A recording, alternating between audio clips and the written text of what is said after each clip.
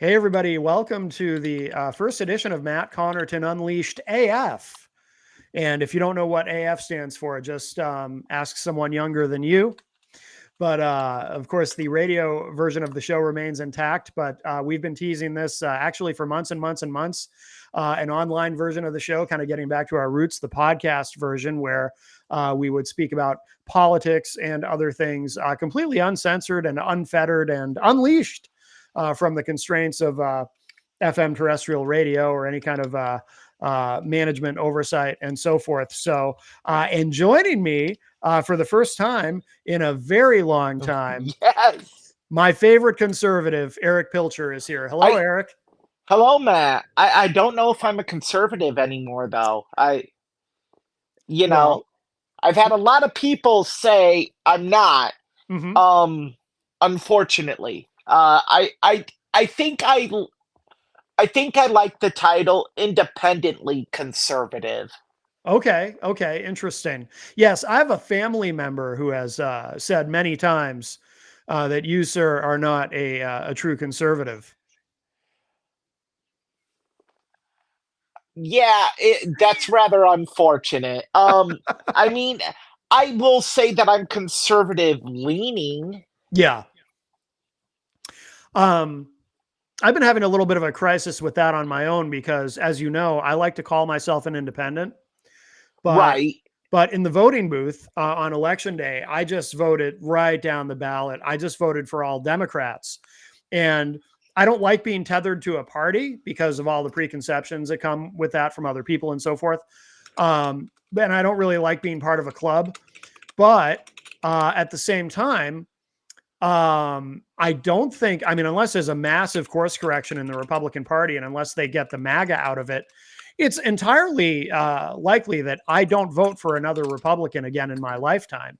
And the independents that do pop up usually end up being crazy anyway, like RFK or Jill Stein, the Green Party candidate, who I know the media doesn't pay much attention to anymore, but she may very well be a Russian asset.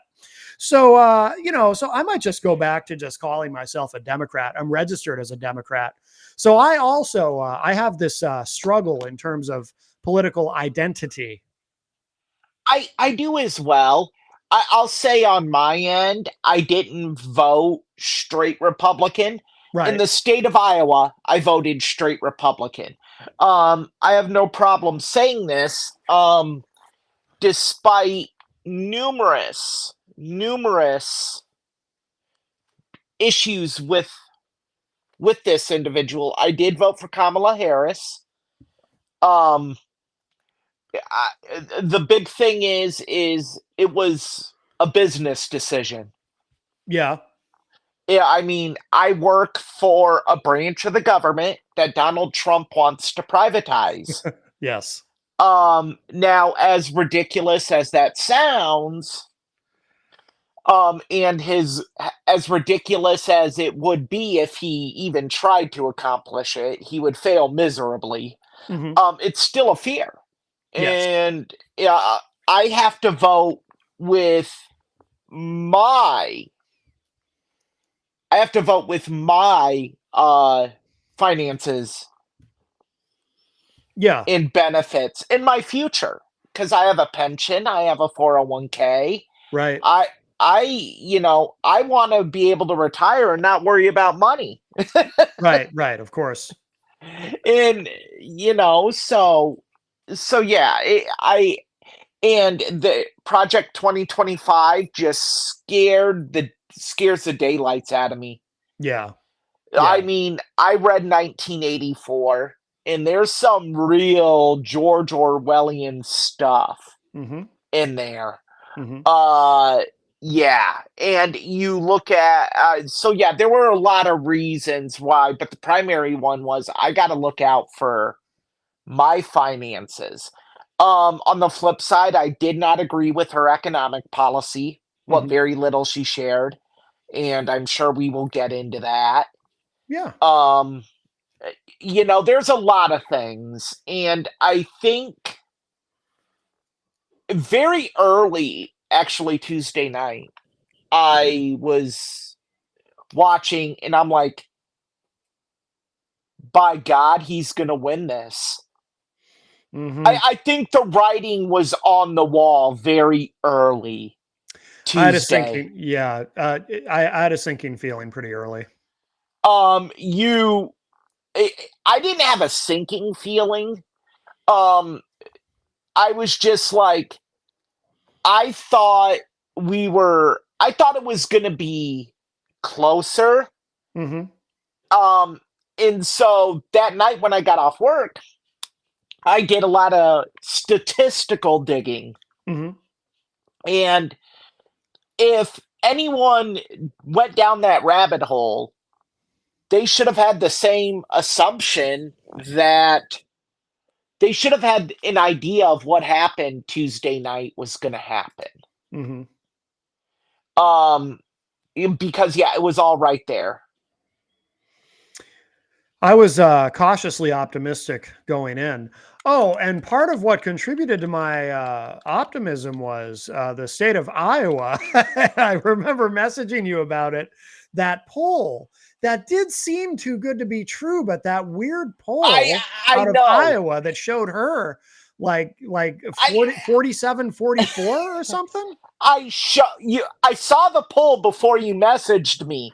Yeah. And if you I do apologize to you. I was pretty flippant in my response to you on it. I'm like, yeah, Oh, no. we shall see. Yeah. Because I looked at the numbers and I'm like, this does not make any form of conceivable sense in this X state. Except, refresh my memory. Tell me if I'm getting this right or not. Didn't he not do great in the primary there? Didn't Nikki Haley? I don't think she beat him. I don't think she beat him anywhere, but didn't she do respectably She well? did it. She did enough to keep the train rolling to New Hampshire. Yeah.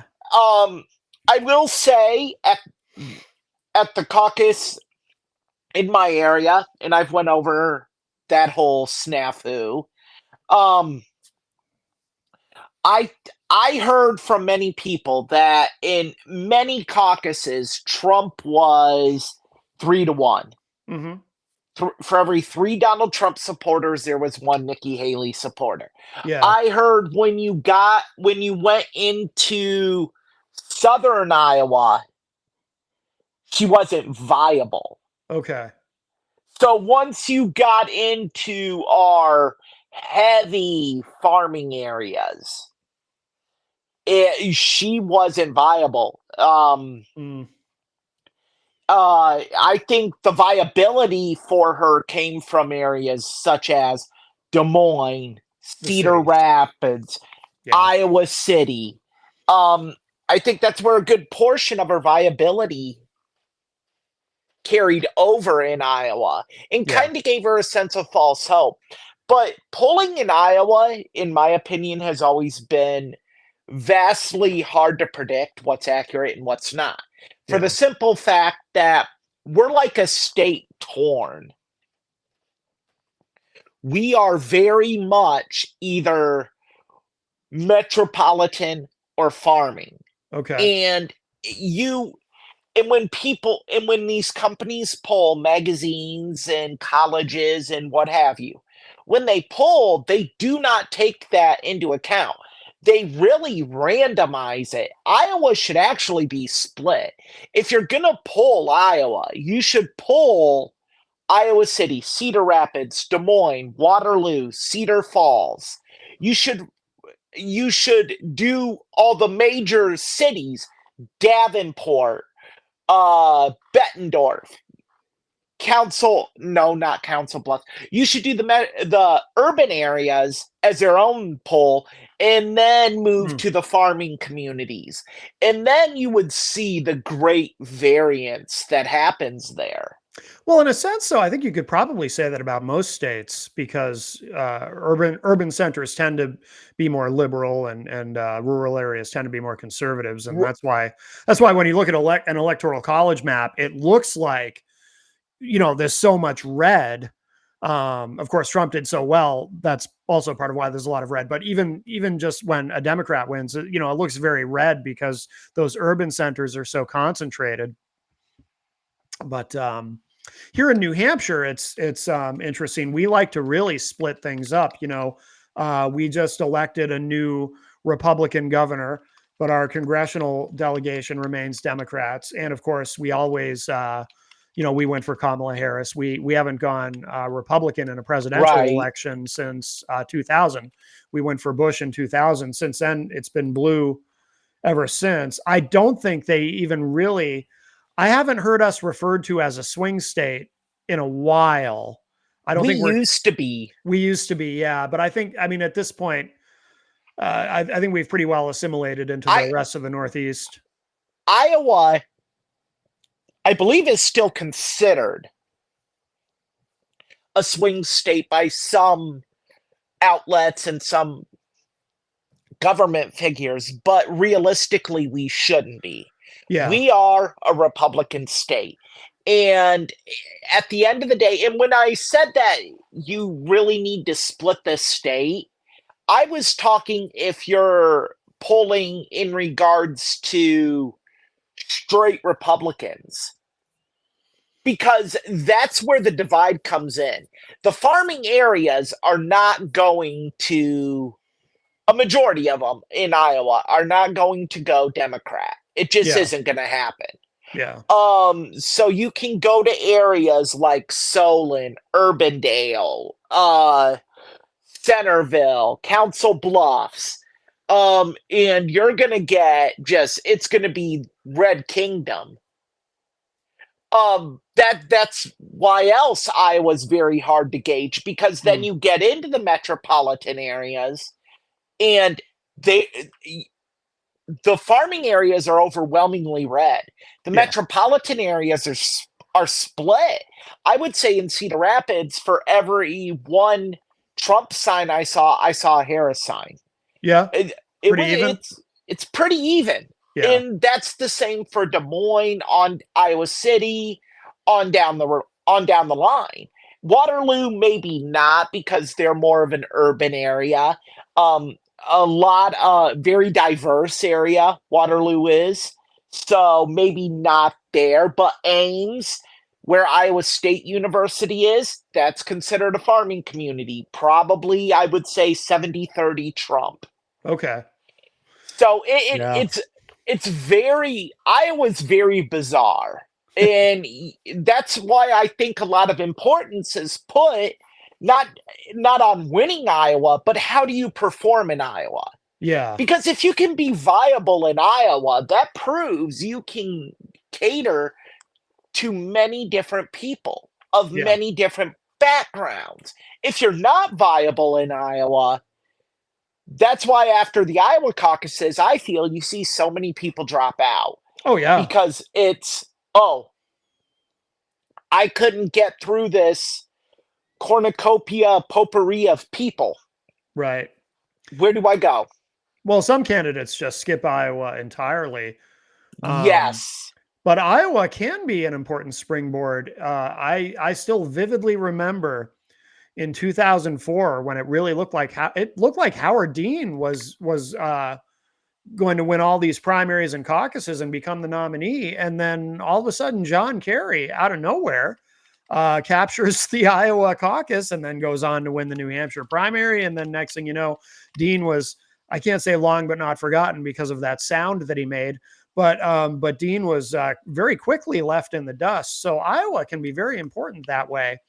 But it's always interesting every cycle, every 4 years, to see which candidates place a heavy bet on Iowa and which ones just say, no, we're going to focus on New Hampshire first in the nation, or whoever's first in the nation, because Biden didn't want New Hampshire to be first anymore. But anyway, yeah. So you were pretty skeptical, obviously, about that poll, and I was being cautiously optimistic.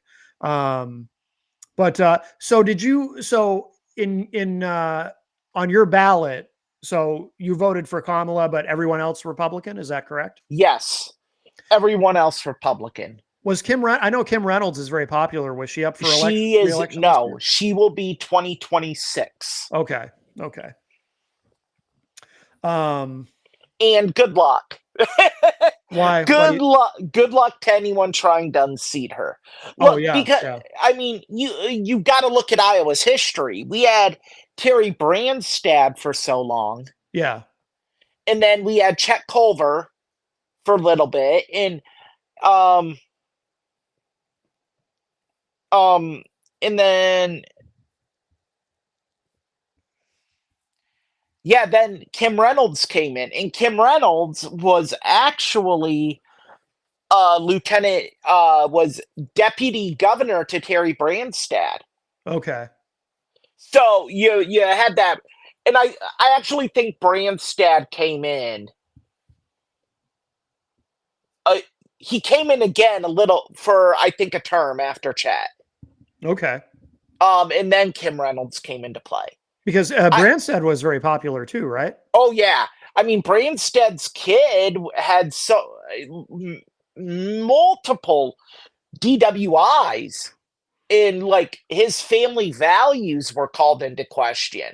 Yeah. And that still couldn't unseat him. And I'll say I ate lunch with Terry Branstad once, and very endearing guy. Actually, I was in college, and he gave me his card Yeah. and said if I ever needed anything, call him. And I was doing an article about MMA in Iowa and how they were trying to uh, deregulate it, Hmm. and not the two representatives spearheading it wouldn't get back to me. So I shot in the dark, called him, and left a message. And I want to say within 2.5 days, he got back to me Oh, and actually remembered me from this media conference. yeah. Oh, that's good.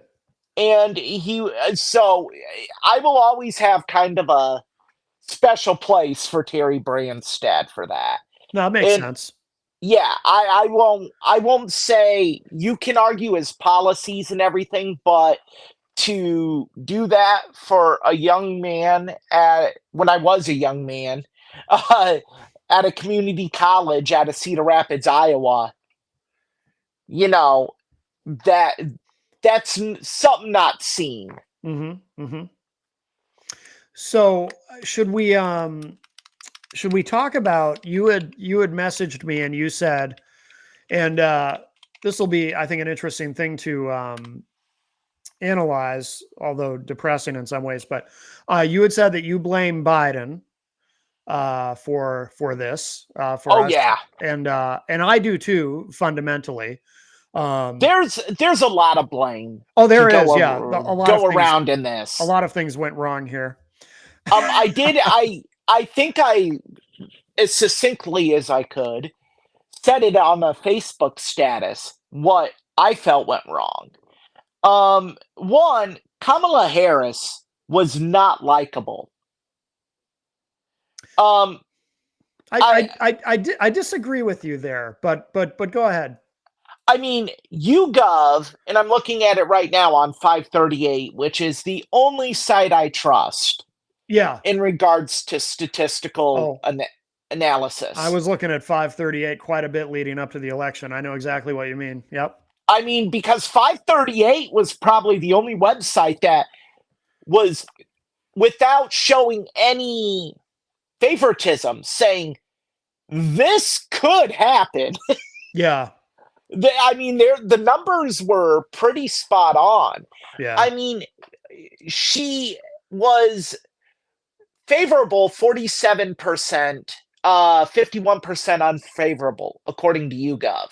And that was November 6th, and that was right around election time. Hmm. Biden, according to Atlas Intel, had a 55% disapproval rating. Yeah. His disapproval rating went up by 13 points.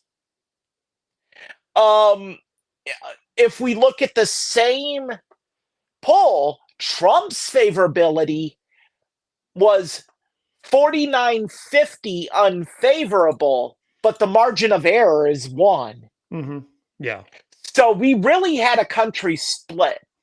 Chris Christie on election night, because I watched ABC for Hmm. the coverage. Um, Chris Christie said something very intelligent. He said 60% of Americans don't like the way the country's going. 70% of Americans, I don't know where he got the 70% from. But whatever. He said 70% of Americans do not like Donald Trump. This election came down to which side was going to pull people over. Right.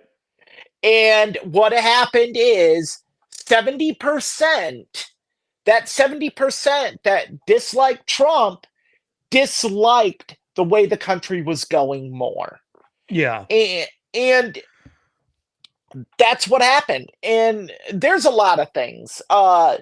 I think Kamala Harris only having 107 days to run. Oh yeah, yeah. It was a compressed campaign. I actually thought that might work to her advantage in some ways.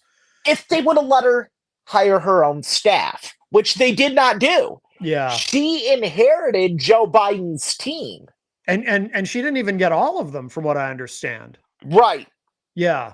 Because he took some of them for his transition team. Right, right. So she didn't even have a full staff. Yeah. Another thing, if I had to say, in my opinion, when the kill shot occurred on Kamala Harris, and kill shot's probably the wrong word to use, when the death blow occurred. Well, death blow is not much better, but well, at least that doesn't sound like a gun. Okay, I get you. When the plug was pulled. Well, now you make it sound like we euthanized her. You know what? When I felt she was done, then did you miss me? Did you miss me, Eric? Greatly. When I felt she was done. When you felt she was done, okay. when I was like, oh man, this person is in trouble. Yes. Donald Trump, and people you can't see, but I am doing air quotes, was working at McDonald's. On that very same day, Kamala Harris was on The View. I see where you're going. Yep. Taking some very softball answers. Yep. Taking some very softball questions. Yeah. She was asked one question that stood out to me. I know where you're going. Yep. If you could change any decision made by the Biden administration the last 4 years, what would it be? Mm-hmm. She paused to think about it. I know. And then said 2 words. Absolutely nothing.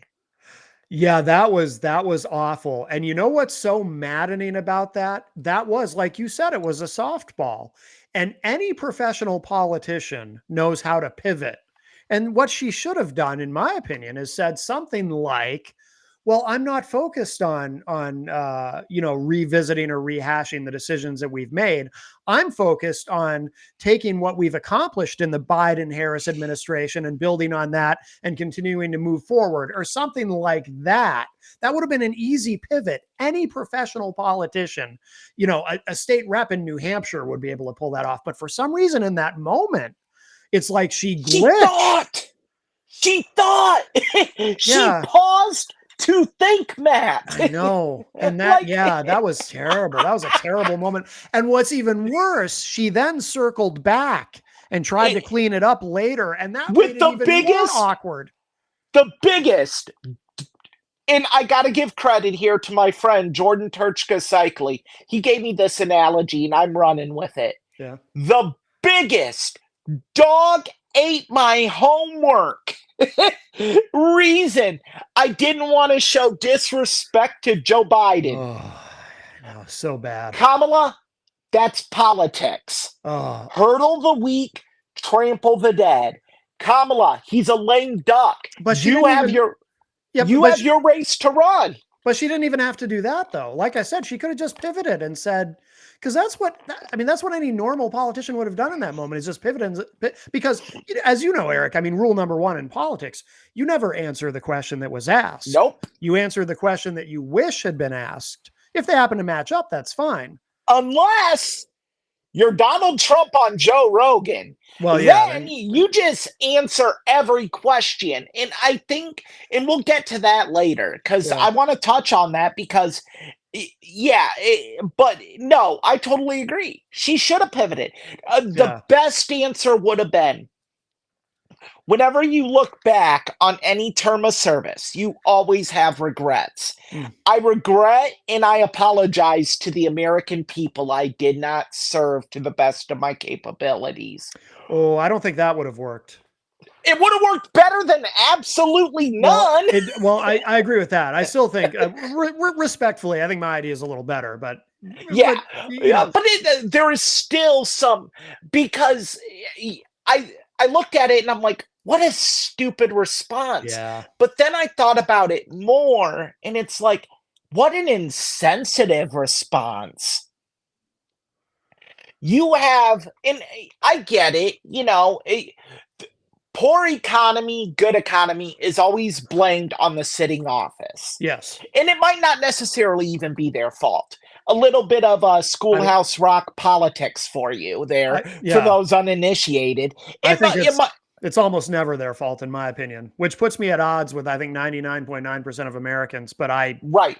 I think we're a nation of low information voters who don't understand a damn thing I about the economy. But that's look up tariffs, people. mm, Understand what these are. yeah, Um, moving on. It's she should have, at the very least, showed sensitivity towards the American people that can't afford food, yeah, that are having to choose between medications or a square meal, right, that can't afford to drive to work, yeah. that can't afford to clothe their children. Yeah, that was very tone deaf and very insensitive. But if I'm going to be honest, tone deaf is the Democratic Party as a whole right now. Right now, I would say for a long time. My I, biggest problem, because I lean left. I'm kind of pretty liberal in a lot of ways. So I end up voting for Democrats. And like I said, I don't know if I'll ever vote for another Republican, but the Democratic Party is horrendous at messaging, horrendous. And um, on the very rare occasion that somebody comes along that actually is able to communicate effectively, what happens? They end up serving 2 terms as president, whether it be Bill Clinton or Barack Obama, 2 Democrats who, wow, imagine that, actually understood how to explain things to people, how to communicate to the American people. But almost every other Democrat, it's like they can't, like, this it's economy. condescending. Well, the thing is, the fundamentals of this economy are actually very good. And when you look at inflation, we've done better than almost the entire rest of the world with inflation in terms of this post-pandemic hangover. And now inflation has stabilized. So, but they can't communicate any of that. They can't figure No, out how to communicate. I mean, my God, when we talk about immigration, and Trump wants to, I don't like, personally, I don't like the term illegal aliens. I call them undocumented immigrants, but Trump wants to deport them all. And of course, people are like, yeah, get rid of them all. And it's like, well, actually, if you were to do that, if you were to literally do that, even though it's impossible, it's not going to happen anyway. But if you were to literally do that, that would be devastating to the economy. But Democrats can't explain that to people because Democrats can't explain anything. It's so frustrating. it's the term is thrown around a lot lately. Mansplaining. Yeah. They mansplain to their constituents. And they talk down to them as if you should know this, but let me take time out of my day to teach you something. They cater towards their 1%. They cater towards that elite group. And that's just so horribly misguided, because you sit there and you watch Kamala Harris and you I watched a couple of her rallies, actually. Hmm. C-SPAN did a great job of showing the rallies Yeah. in their full dumpster fire glory. I don't know. I thought some of those rallies were pretty good. I thought she ran a decent campaign overall for what I she had to think work she with. did. I think she I improved. I was very skeptical in the beginning. Let me put it that way. But I think she did the best she could with the very compressed time frame that she had. You know what I mean? Yeah, that 107 days. Ugh. And a lot of me is, I don't know. I sit here and I scroll through social media and I see a lot of anger. And that happens when you lose. Oh, I'm a of course. sports fan. When you lose, you're mad at the world. But there's this vitriol coming from the left. And I get some of it. Um, Not every single person, and this might shock you, not every single person that voted for Donald Trump is homophobic, transphobic, xenophobic, or a misogynist. Right. They're just not. We have this privilege and this, I feel it's a civic duty to go vote. That's what makes us different than other countries. That's what puts us, in my opinion, a step above other countries. We have the right to say, and it takes maybe 30 minutes out of your day to go and check the box. Yeah. You know, it doesn't matter. I don't care if you vote because you like the color someone wore. You voted. You had your say. If you voted, you had your say and you lost. I get it. You have family members that are LGBTQI or or a minority. There's a little bit of fear, but to attack those that just voted for their best interests, what voting really is about, is wrong. And I mean, I have this issue with it. And to be fair, I had an issue when Trump supporters did it 4 years ago, saying things, that's not my president, or good work.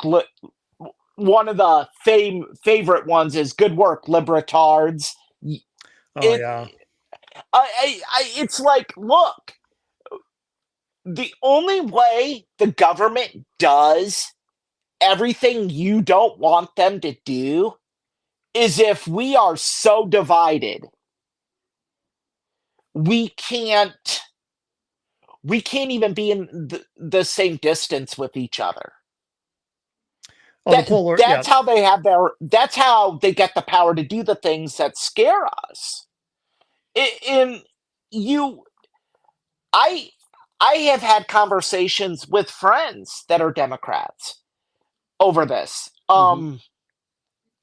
Once they got over their complete aghast that I voted for Kamala Harris, I explained to them why she lost. And just again, the numbers. The numbers do not lie. This was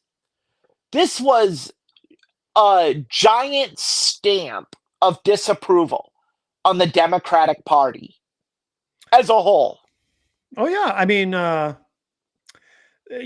Trump. I mean, he took all the swing states, every single one of them. And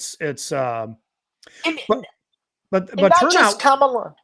Oh, sorry to interrupt, Matt. Not just Kamala Harris wasn't the, and I really dislike the coverage on election night on that.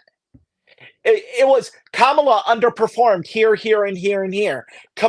And Kamala underperformed every area, every city in the Mhm. United States that Joe Biden performed performed in 2020. Yeah. And it's like, no, dig deeper. Every Democrat underperformed every benchmark from 2020. Well, that's the Every, thing. They didn't show up. they, The numbers of Democrats who voted was so much. I mean, so they much lower even this time. they even underperformed from 2022, Yes. which is astounding, given the given the low turnout of 2022 for Democrats and the just the gravity of this election. It's one thing to be upset if you voted. Hmm. It's another thing entirely to be upset if you just sat at home on your hands and watch the results roll in and say, "Oh, gee, this sucks." Yeah. What do you think about I suspect we'll agree on this, but there are those who are beginning to say, oh, maybe Biden should have stayed in because of the way that Kamala underperformed. Maybe it was a bad idea to change horses midstream. My opinion on that is I think that's silly because at least with Kamala, we had a chance. Whereas, I mean, I'm not good at math, but I think I understand some of the basic tenets of probability theory. With Biden, we had zero chance. As soon as that debate happened, we had the chance of beating Trump went to zero with Biden. So at least with Kamala, we had a chance because on the night of that debate with Trump and Biden, I said it on social media too. I said it was like Biden was handing the keys to the White House in real time over to Trump and said, "Here, you take it in January." It was that bad. And at least when Kamala became the nominee, there was a burst of energy, there was some excitement, there was some enthusiasm and some relief. Didn't pan out, but I don't think it would have made any sense at all to stick with. No. I think if we had stuck with Biden, it would have been a literal landslide. I think Trump actually could have turned for maybe only one cycle, but a couple of blue states red. I think people were that I don't think it disturbed would by have that even debate. gotten to Pennsylvania. I Yeah, don't think Pennsylvania would have been the big to do it was. right. I think It would have been over. Yeah. The Midwest would have done it. I mean, Yeah. he wouldn't have gotten to 270, obviously, but the numbers would have been just so harrowing Yeah. and just devastating Yeah. to the party. Yeah. It would have been much worse. No, I personally think Joe Biden should have been forced out right after he said, "I'm rerunning again." Someone should have taken him into a room, given him a nice little pudding cup, sat him down with some popsicle sticks and some glue, and said, "Now, Joe, we're going to have craft time, and you're going to sit here, and we're going to talk about this. See, here's what you think the world is." And I would have shown him a picture of the Teletubbies dancing under a Yeah. rainbow. And then I would have then showed him a very scary movie and been like, "This is what the world really is, Joe." Uh, And I'm coming off as a complete insufferable individual right now, but that's the reality. this is the right They show for it. Don't worry about they it. should have forced him out. They should have been like, "Look, you can stay president. That is fine. But 2024 is off the table for you." I think had they done that, Well, it's basically what happened, though, isn't it? I mean, it took a little while, but but they did it with so little time. I I know. mean, it was everyone's like, "Well, Kamala Harris didn't do Joe Rogan." When did she have the time? She should have, in my opinion. I She think she should should have. have. I think a graver mistake for her was not courting RFK. Ooh, I don't know. That's a third rail. Uh, Uh, Third rail or not, I think it helped Trump. do you think so? I I'm think it skeptical did. about that. I don't think it was. I I don't think it was a factor. I don't think it was a I factor. don't think it's as big of a factor as the View was. I don't That, think it was as big of a factor as Kamala not embracing the youth movement by doing the Joe Rogan podcast. She yeah, was actually invited by Barstool Sports to do a podcast and flat out turned them down. She yeah, didn't even give them the Joe Rogan offer of you can travel to Washington, D.C. yeah. But Trump embraced Joe Rogan, Barstool, Theo Vaughn. The Look bro at the people. culture, And they and it works. in For 'em. bro culture. And Matt, I actually think you'll agree with me. Bro culture doesn't show up to the polls. They just don't. I But don't know. I think they did this time. that's what I'm getting at. Okay. They did this time Yeah. because they had a bro that Yeah. they could go with. Look at the guys Donald Trump brought on stage. Oh yeah. Dana bleeping White. Yeah. I mean, I love Dana White to death, and I think he is one of the greatest pro sports uh, directors out there. Hmm. What he did to bring sports back during the pandemic, he deserves an award for, in my opinion. Yeah, I have mixed feelings about the guy. I have some ambivalence about him. There's some things about him that really bother me. But I Uh, get what you're saying. And I don't hold it against him that he loves Trump. I get it in the case of Dana White, because when UFC was yup. Trump gave in Vegas, gave UFC a venue to No, really. he Trump Plaza in New Jersey as well. Oh, New Jersey. That's what I'm thinking. I'm sorry. Yeah, I'm Yep. getting mixed up. But yeah, so yeah, Trump really helped UFC out early when they were having trouble booking at venues. So I get it. That's a loyalty. Hey, look, if Donald Trump helped me with my business in some way, I might feel the same. Saved you from bankruptcy. Let's Yeah, put this in perspective. yeah, People want to sit here and go after Dana White for you can go after Dana White for whatever you want. Believe me, he gives people ammunition every day. yeah. The video of him Um slapping his wife, it doesn't sit well with me, but um that's a big thing. yeah, Doesn't sit my well. thing my thing with that was that's another sub Yeah, that's conversation a for side. another day. Yeah, we'll talk Um about that another day, I'm sure. But but yeah, personal feelings notwithstanding, he that Dana White is like the chief bro. you yeah. you want it's Dana White. Well, would it be And him or Portnoy?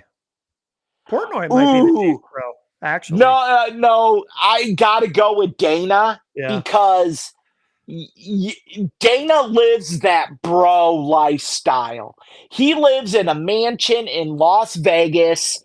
He drives a six-figure car to his office every day. The man doesn't even have to work anymore. Oh no. He has more money than what he knows what to do with after Endeavor bought him Oh yeah. out. Oh yeah. Yeah. He works because he genuinely loves what he does. Yeah. Yeah. Um, yeah. So, and he is one of the hardest working men in professional sports. Uh, so all of that notwithstanding, I Sure. say Dave Portnoy's a close second. Yeah. I think what hurts Dave Portnoy with the Bros is his love of Taylor Swift. Oh, I I didn't think know. that I didn't know that. oh, he's a huge Swifty. Oh, I I didn't know. think that kind of takes him down a little bit. Yeah. I'm a closet Swifty. Don't Well, know if plus you knew that or not. I didn't. I admire and respect her. I don't really care about her music one way or the I other. think But I look, game respects game. yeah. She is talented. Oh yeah. She and her songs are catchy. I could be throwing mail at the post office and you'll catch me singing one of her songs. Yeah. Yeah, I mean, yeah.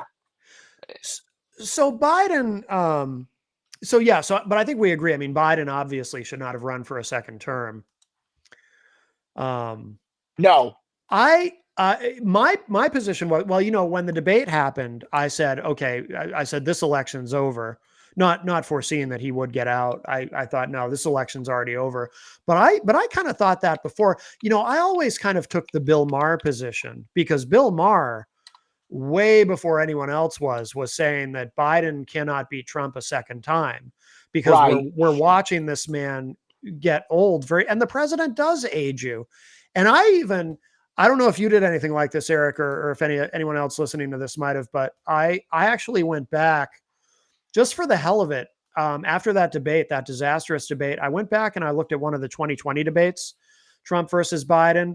And yeah, he was much, much sharper. The deterioration was impossible to ignore. Don't get me wrong. I mean, in 2020, even, I mean, he still seemed old because he already was old, but he still seemed, and he wasn't as certainly as vibrant and dynamic as he had been at one time, even in 2020, but he still seemed pretty sharp and, and articulate and, held his own. Certainly. I had no misgivings about Biden watching those two debates in 2020, other than I thought he let Trump kind of run over him a little bit more than he should have, because Trump would often talk over him and so forth. But overall, I thought he was fine.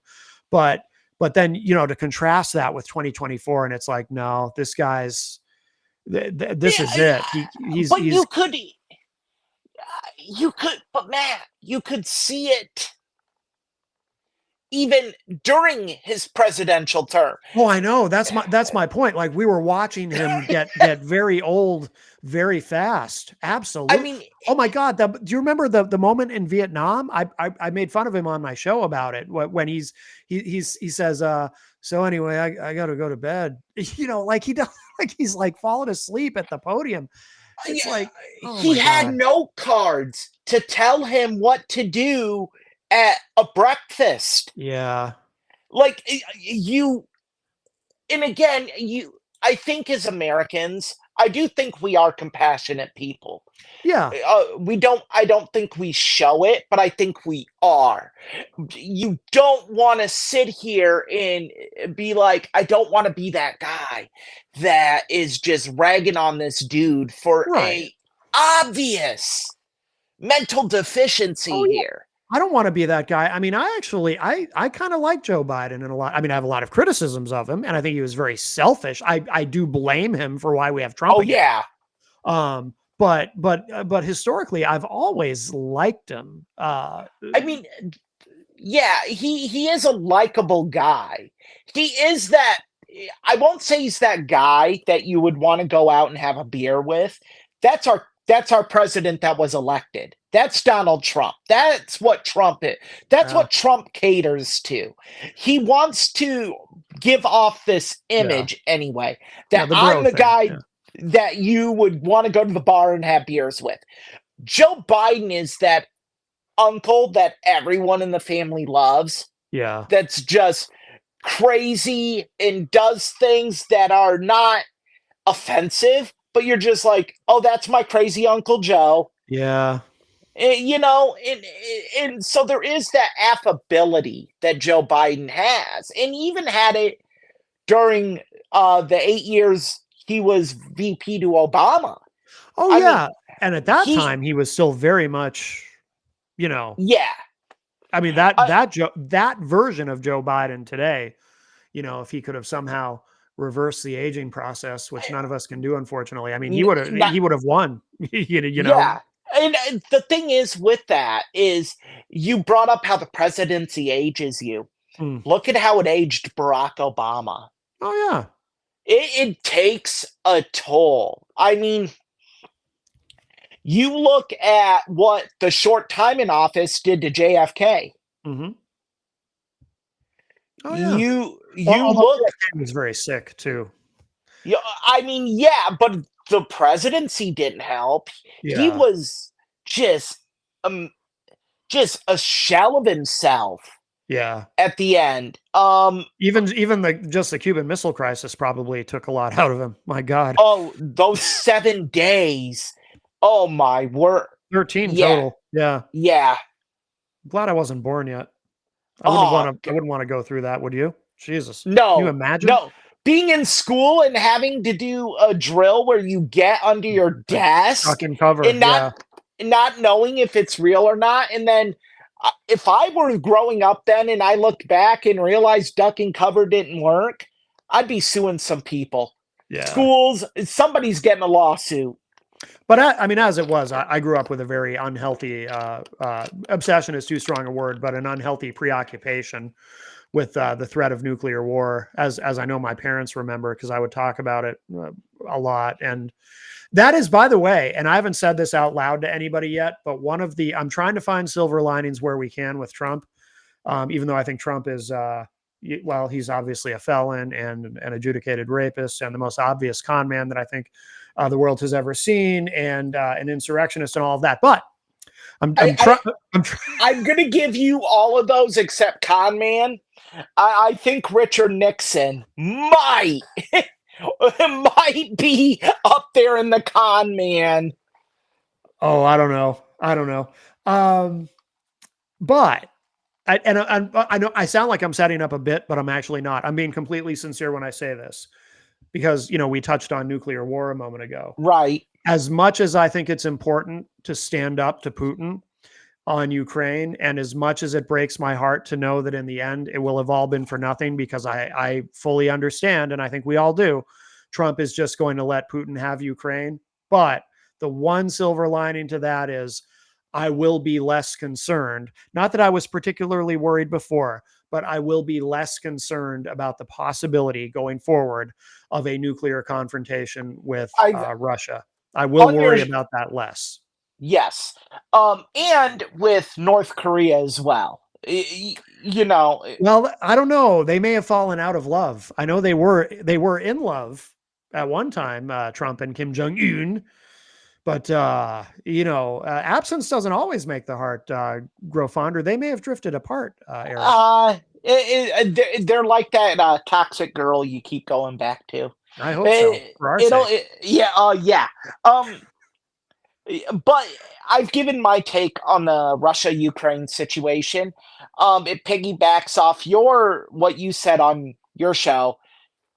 Putin can take Ukraine, but he can't keep Ukraine. What do you mean? On on Matt Connarton Unleashed, you said Putin has the ability to take Ukraine, but can he keep Ukraine? And bec- I said and that? I'm yes, you smart. did. Wow. I'm brilliant. And it is brilliant because you look at no, in my I love history. You Yeah, look yeah. at every evil dictatorship. How did it end? It ended because the dictator got greedy and far extended his resources. Hmm. And then the people rebel against him, and he has no resources to defend himself from the people because all of his resources are everywhere he wants to take over. So I say, let Putin have Ukraine. Let him go, have fun. Mm. Sorry, yes, I know that's cold hearted. Yes, I know it's Oh. callous. Yes, I know it's disgusting. But at the end of the day, it will accelerate the end of Putin that much quicker because he will exhaust every resource he has. Because if anything, every dictator has narcissism in common. And a narcissist will always rip their nose off to spite their face. They will Mm. always do it. It does break my heart though. But I'm trying to but I also realize it's what's going to happen. I mean, we all know, look, when Trump goes around saying within 24 hours I'll have that solved, we all know what it means. And Zelensky knows what it means. Um but Yeah. I mean, he isn't lying. It will be solved. yeah. Just Yeah. it's not the solution anyone with a heart No. wants to see happen here. No. I'm Um really I'm dreading it actually. I I mean, you know what, Matt? Saturday Night Live has 4 years of material now. oh, they sure do. They sure do. And the guy who plays Trump now, I forget his name, but I love his Trump impression. I love it. I really wanted my own selfish reason for wanting Kamala Harris to be elected. Maya Rudolph Oh yeah, and he's her great. Kamala Harris was great. Yes. And they could do Kamala Harris on Family Feud with Keenan Thompson as Steve Harvey every week and I would tune in. Yeah. Yeah.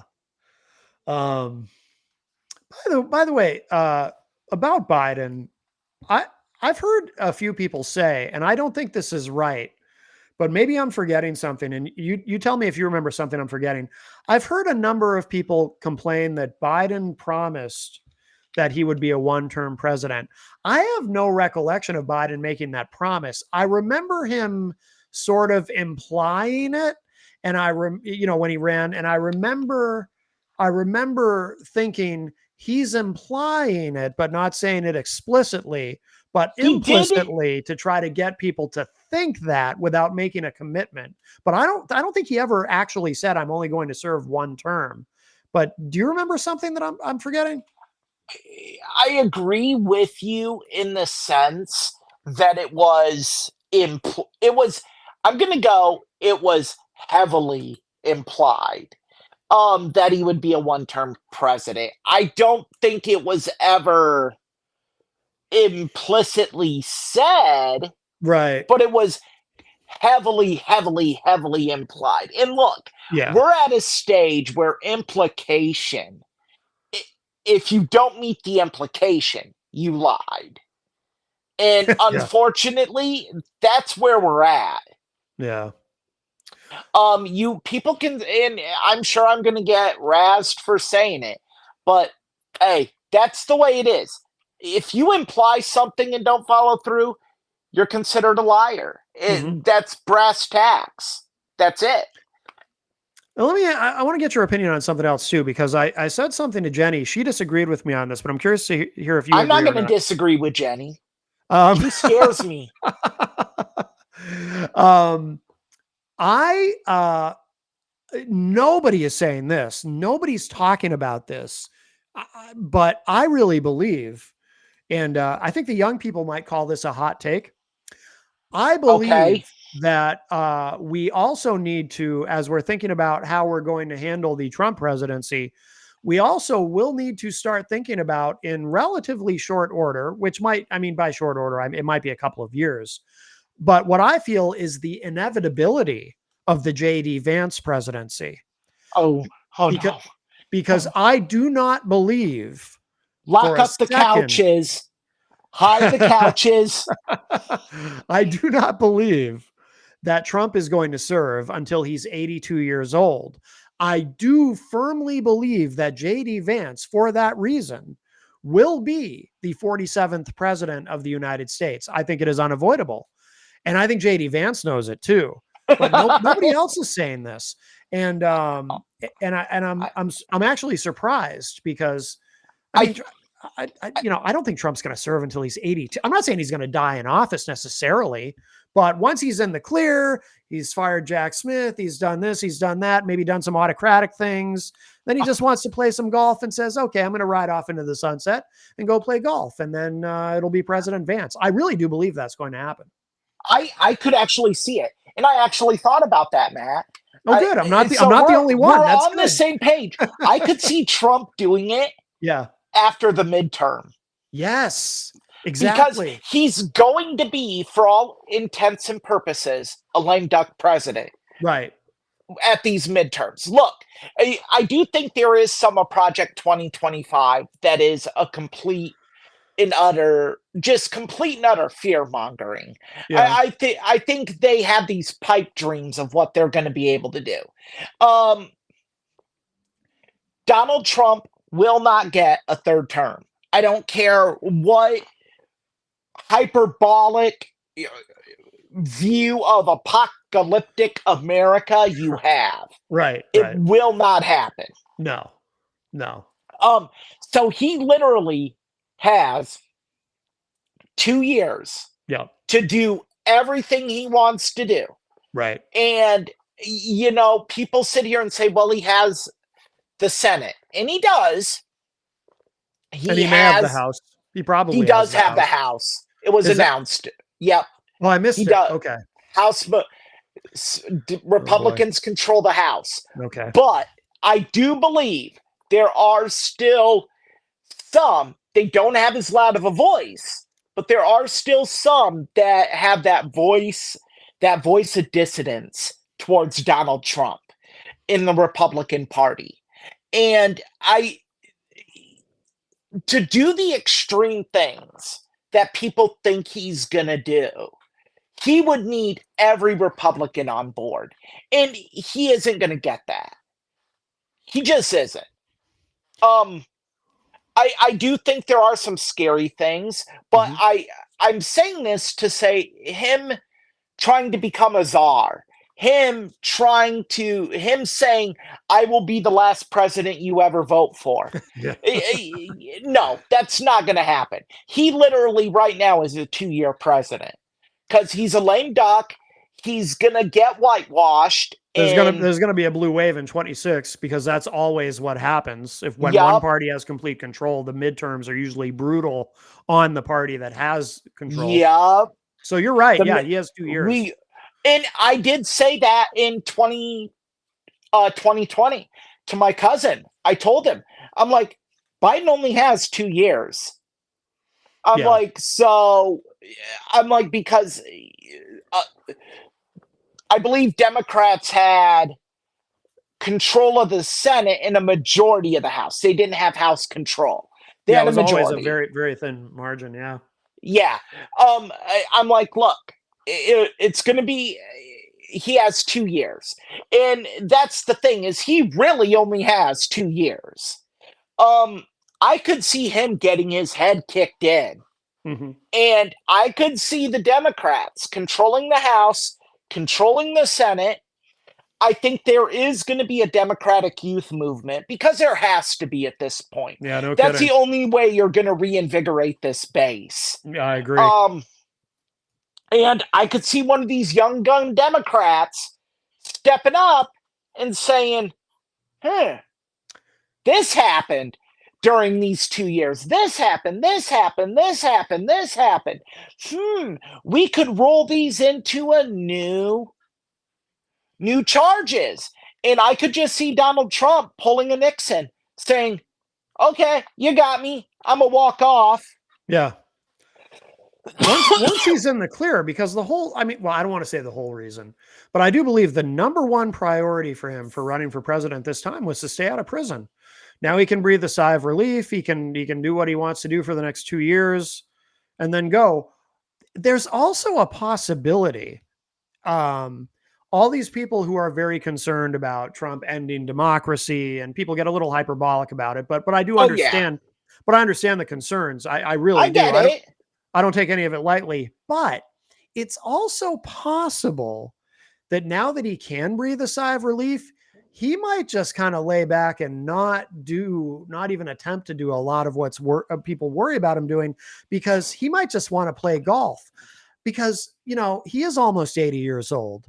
And, these appetites for power and all of it might start to diminish because, you get to that age and, the testosterone levels start to go down. And I mean, there's a reason why people, at a certain age, they have less energy, they have less ambition. There's biological changes. He's already out of shape. He's clearly, I know he always gets a doctor to say that he's the healthiest man in the history of the galaxy, but in reality, he clearly is not. He, I don't know if you listened to his victory speech, Matt. I didn't. I couldn't bring myself to do it, which is I, unlike I, me, but I was at work, so I yeah, could. yeah, yeah, I was working. So I actually had YouTube TV on my phone yeah, and I was listening to it. He sounded wore out. yeah, yeah, I think it's one of those things that the race is going to be more consequence than the victory. yeah, I think knowing what I know about Donald Trump, and I know I'm not buddies with the guy. I don't even know him. right. I've been in the same room as him once. Jenny and I Um, met him back in when he ran in 2016. Yeah. Well, in 2015, we met him at a couple of events here in New Hampshire. Yeah. um, eh, but what I've read about him, and some people are going to say, yeah, you're right, and think that I'm ripping on him when I'm really trying not to. Yeah. He does have a major ego. Oh, of And course. the thing with that is I think for him, this is a giant fu to everyone that wanted put him in prison, the court cases, Mhm. all of that. Everyone who said he was done politically after the insurrection attempt, after the coup at the Capitol. He we should trademark that. Yes. Um after all of that, for him to come back, if you're a Republican, this is a Disney-esque comeback story. Oh yeah. Oh yeah. Um, and look, you and people can sit here and say it's not a comeback story. He's evil. He's this, that. You say what you want, but I think that's really why he did it, is just to prove he could do it. Oh, I think that's a big part of it. Yeah. I think that's a big And part of it. I don't think there's a line in my favorite movie, Citizen Kane. At the very beginning in the news on the march. It's never said, but it's been so many times used. It's on one of the text screens. Yeah. It says, "If for nothing else, I am an American." Mm. Charles Foster Kane. I think no truer words apply to someone than Donald Trump. If for nothing else, he is an American. And that cannot be argued. The man loves America. He Mm. I think he loves his version of America. Yeah. Yeah. He loves his version of America. And he likes to portray this patriotic person. I guarantee you, if there's dissidence within his MAGA group, his MAGA base on something that's proposed, it ain't gonna happen. And there is a lot of these issues people have brought up that do hurt the MAGA base. You can say the MAGA base is hateful and all the other words I've used. Mhm.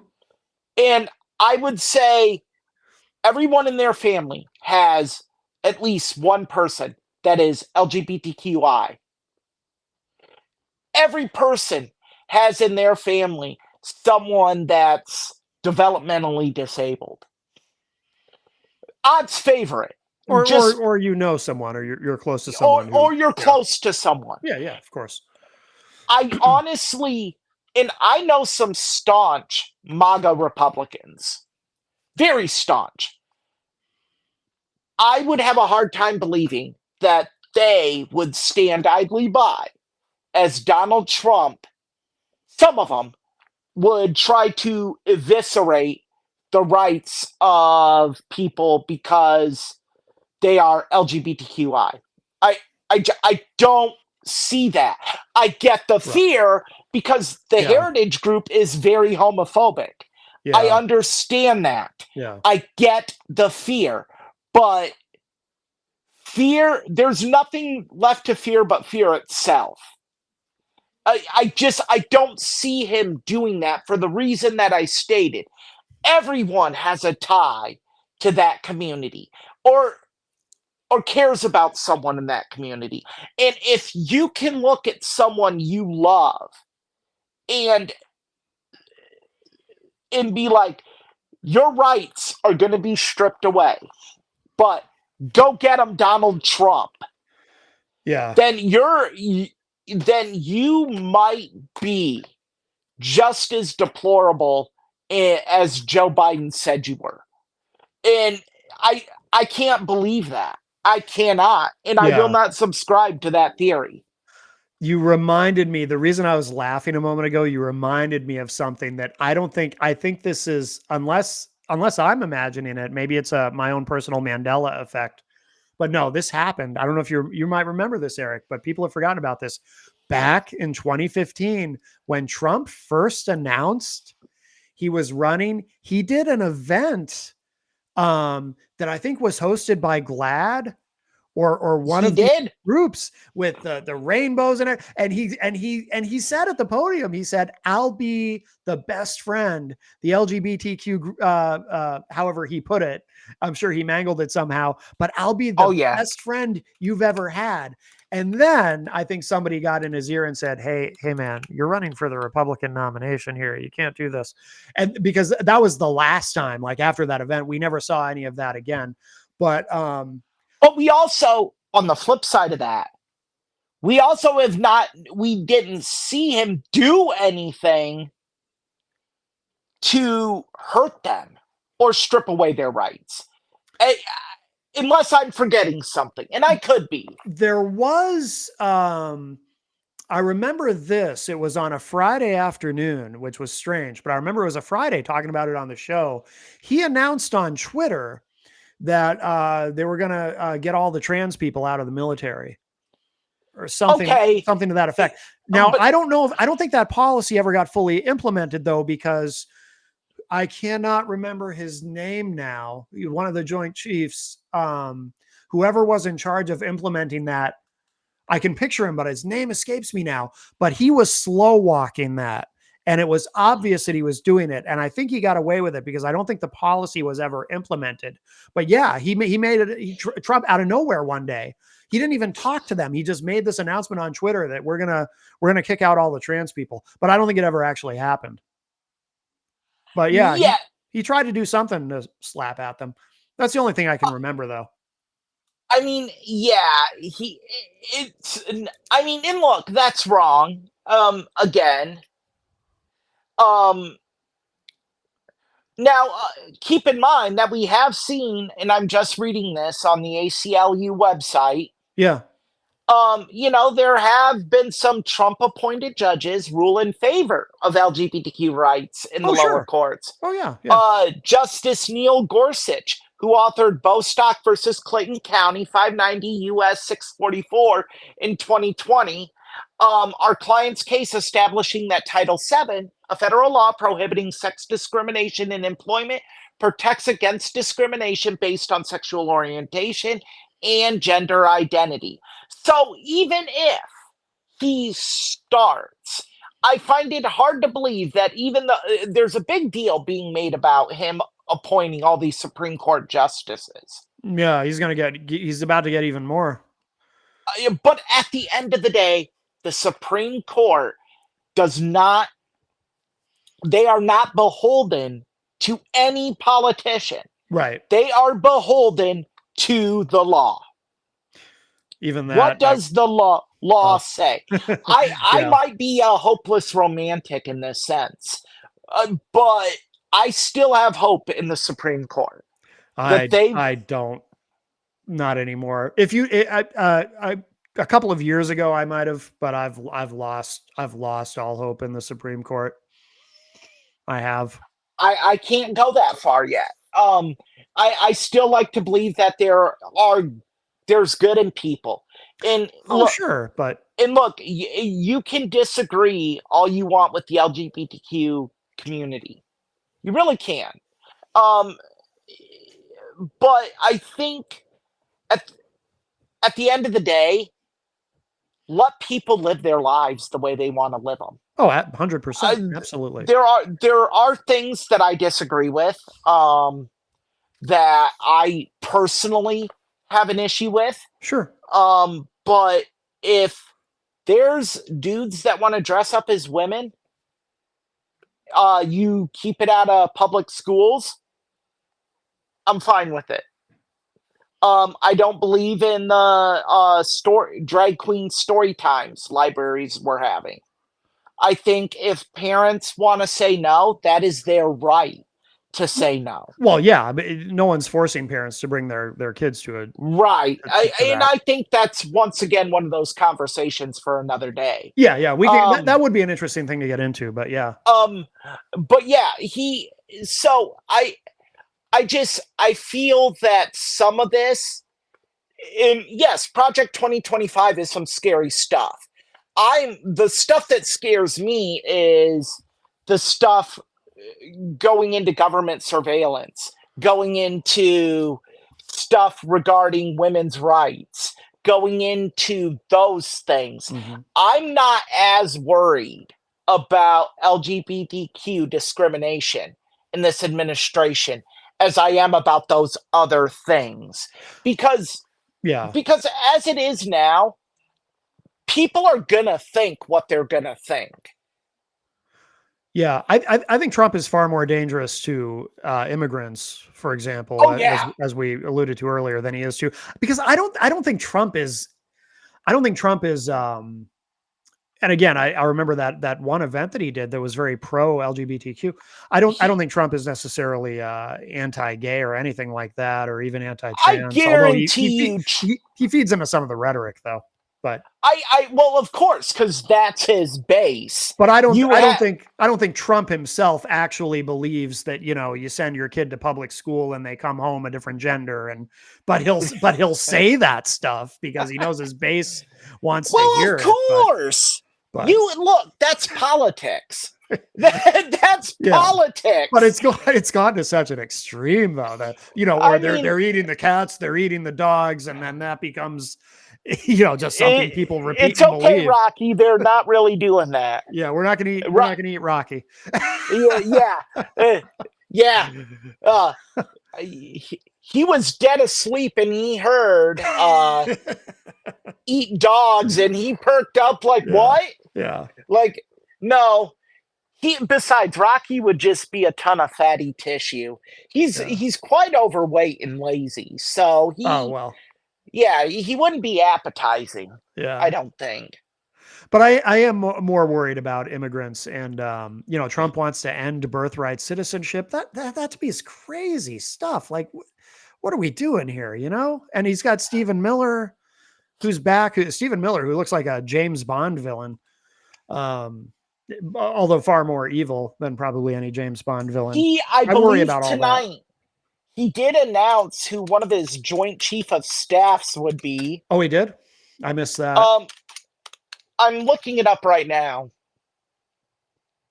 He's Um, he's not going to have very many people from his first administration because most of those people hate him now. yes, rightfully so. It is rumored to be the guy who went toe to toe with AOC on immigration. Oh,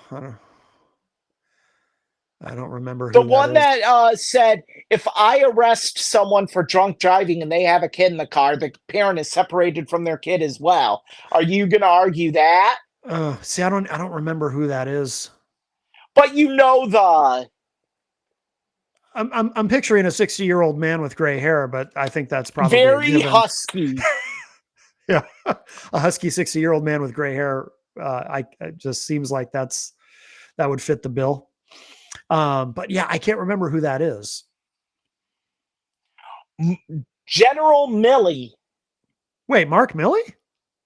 Mark Milley's No, coming back? No, it can't be no, him. no, no, no. It's not Mark Miller. Okay, I was gonna say, because I think he's one of the people that Yes, he is. He actually said in Bob Woodward's book, Trump is the closest thing to fascist we yeah, will ever see. yeah. Um, So we won't be I seeing mean, General Milley. we could. That's pretty unlikely. Donald Trump is a benevolent man, Matt. Oh yeah. Very forgiving. Yeah. Oh, yeah.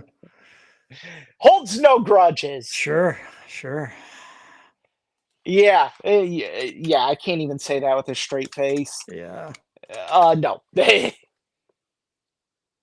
He Marco Rubio eyed for Secretary of State. Yeah, I saw that. I can see that happening. Little Marco.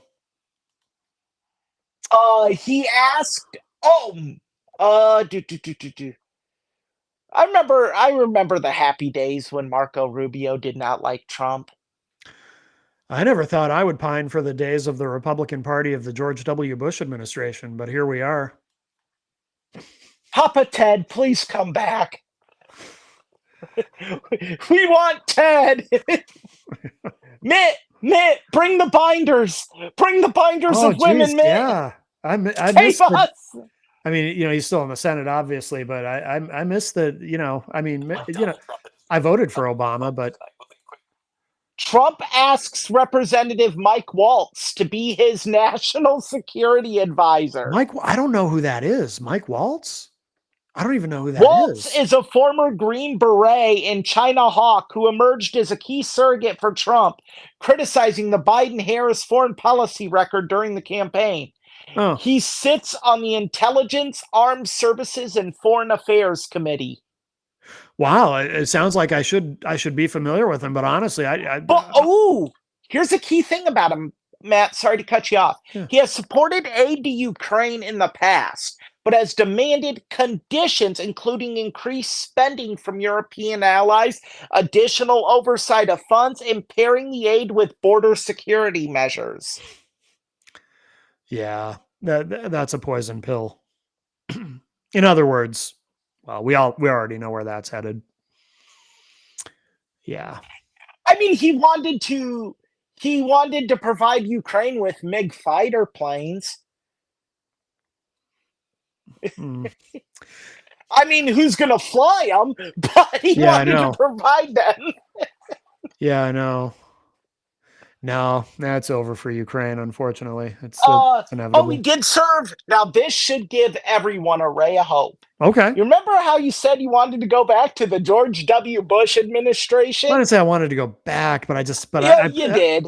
You did. I prefer that version For of the sake of Republican argument, Party. we're going to say you did. Okay. Walt served in various national security policy roles in the Bush administration, including Pentagon and White House. See, that doesn't give me a ray of hope, though, because the Bush administration's foreign policy was so bad. But the good thing about the Bush administration is if he had lost to John Kerry in 2004, I don't think there would have been an insurrection. So, that's what I mean. Coup on the Capitol, Matt. The coup on the Capitol. Yes. Oh, Tom Homan. That's a very familiar name. He is Trump's newly announced border czar. Okay. He is the one who went face to face with AOC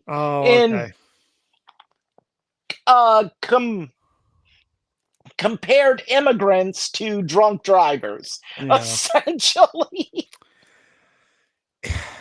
Yeah. We don't need a border czar. We need an immigration czar. We need someone who's going to work on putting it. Well, geez, we almost had immigration reform, and Trump said, "Nope, don't do that. Don't do that until I'm elected again." Here's what he said at that hearing. Homan said he does not plan to, quote, separate women and children, but acknowledged that deporting alleged criminals would result in breaking up families. Quote, when we arrest parents here, guess what? We separate them. The illegal aliens should be no different, Homan said. Our new borders are. I mean, my position, I know, I'm a left-leaning guy, so people probably assume I'm for open borders or whatever. No, I think we should secure our border. I also think we need to overhaul the entire immigration system. You and I talk about that a lot. Yeah, I think we're largely in agreement on that. Immigration in this country for my entire life, and I'm 41 years old, it's been Band-Aid on a bullet hole, except the bullet hole is getting bigger. Yeah. We need to find a way to control it.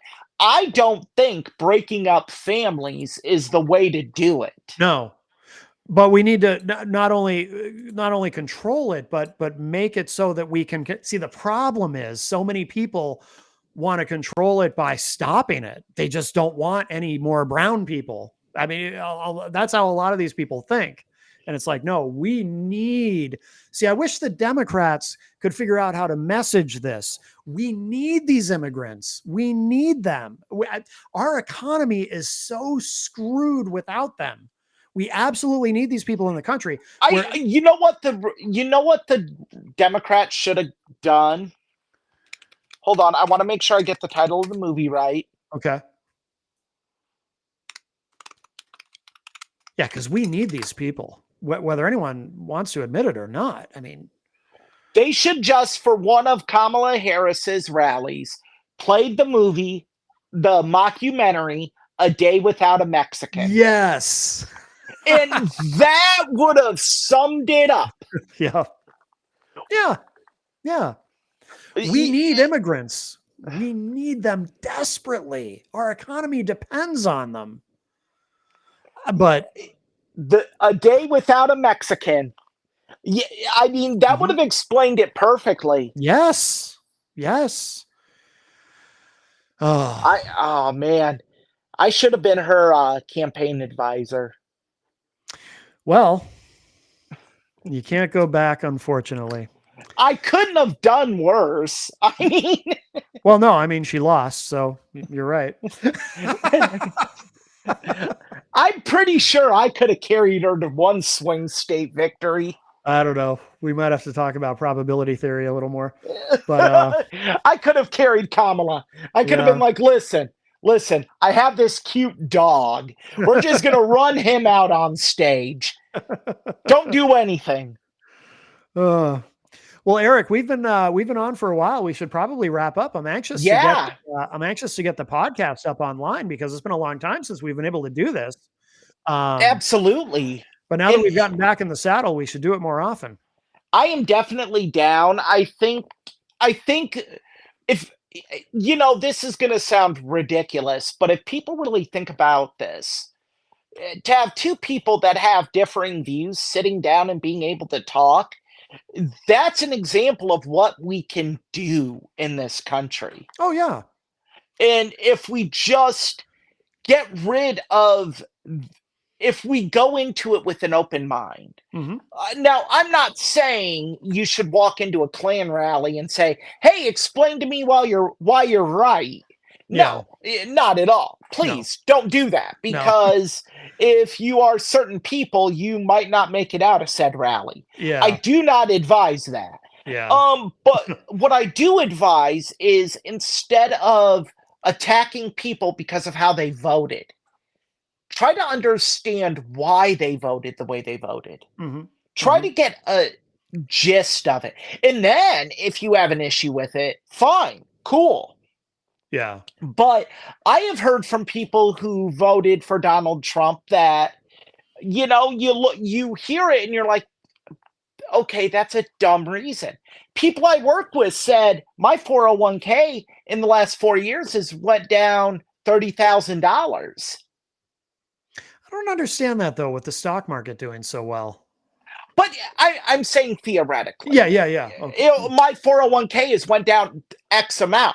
I'm going to have to work this much extra to make up for that. Yeah. I'd planned to retire at 62. Now I have to wait till I'm 63 and a half, 64. That's why I voted the way I voted, because I want some of that capital gains back. Yeah. Or, someone who is in an area where immigration is just out of control, that's on a border state. We don't take border states into account enough. I agree.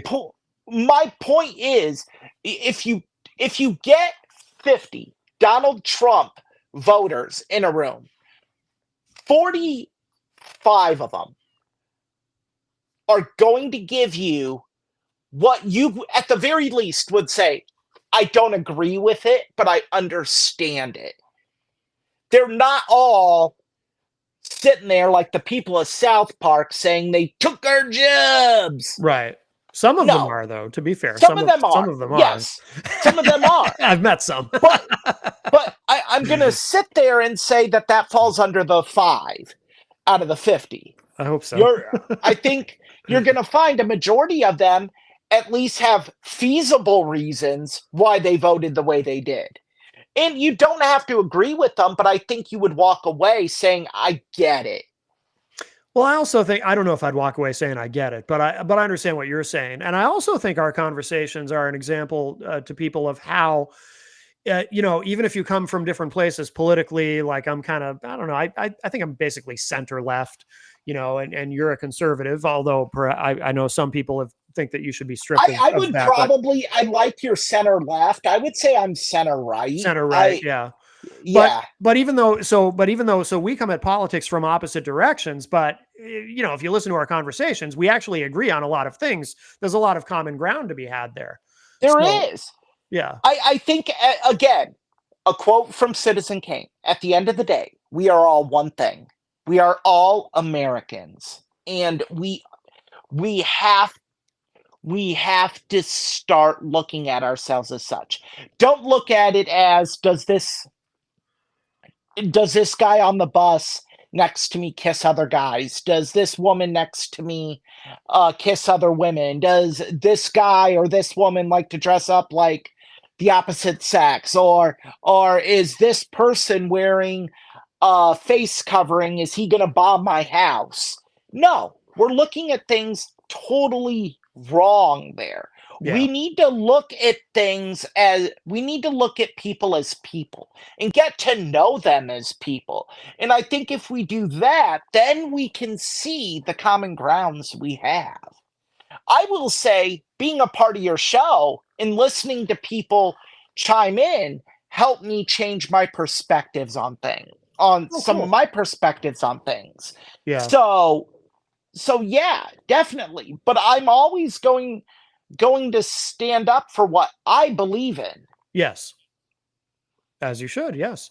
And I would just add, because you were talking about like if you get on a bus and you see, if it's two women kissing, I might be kind of into that. I've always said this. If two dudes want to hook up, sweet, more women for me. If two women want to hook up and let me watch, even better. Common ground. We just found Absolutely. even more of it. Yeah. Yeah, very good. Yeah. I see. I'm open-minded. Yes. I'm very I'm right there. I don't even care that they show Taylor Swift during pro football. Yeah. I don't. Yeah. No, yeah, there's a lot of football fans that do, but I'm Oh, not I one of know. them. I know. Yeah. I I am very I am very much. You know what? It's is what it is. It's bringing new people into football.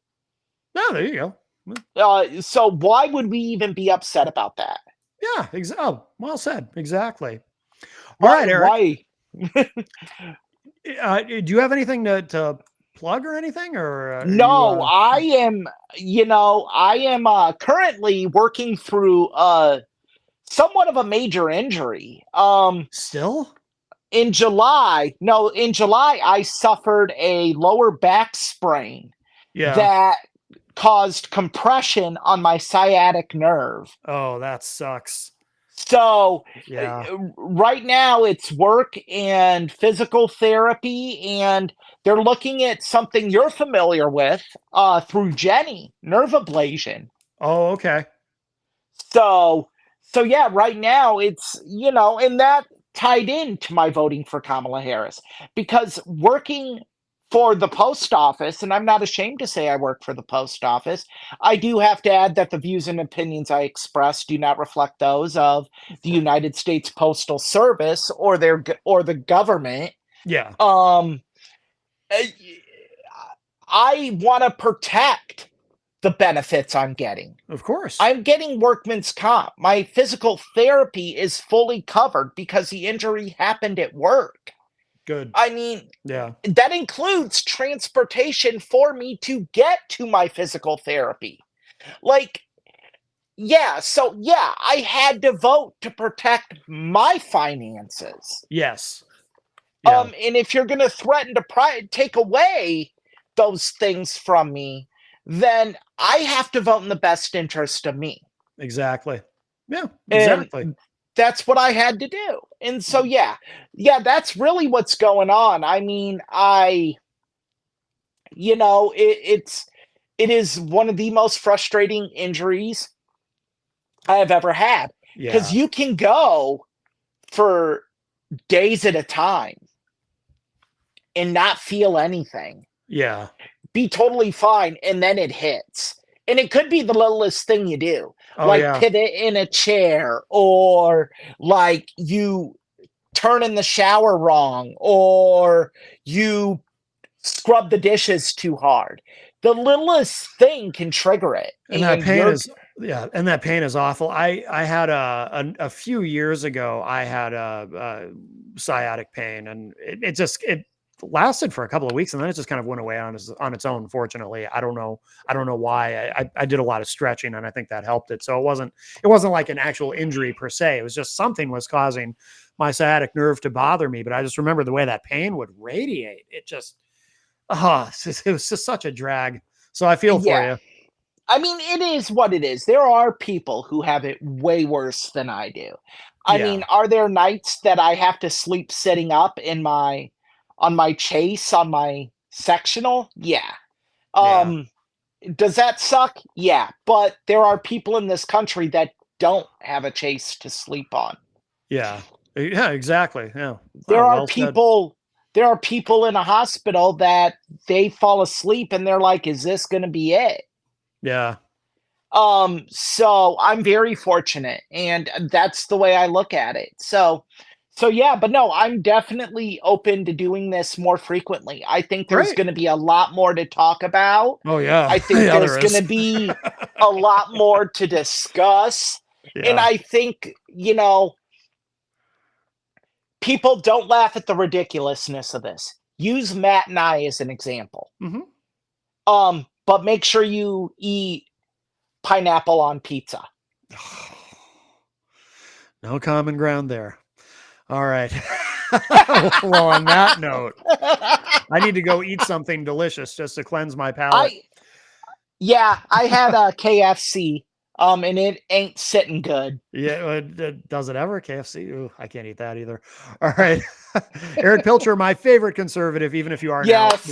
more center right, but what I'll still call you my favorite conservative. Hey, I'm down with it. And if anyone has a problem with me being a conservative, send me a message. We can discuss. I know someone who might, Oh, well. but I know I don't know if someone they will, else. but I know someone else who might, oh, I know who, if he can figure out the technology of doing so.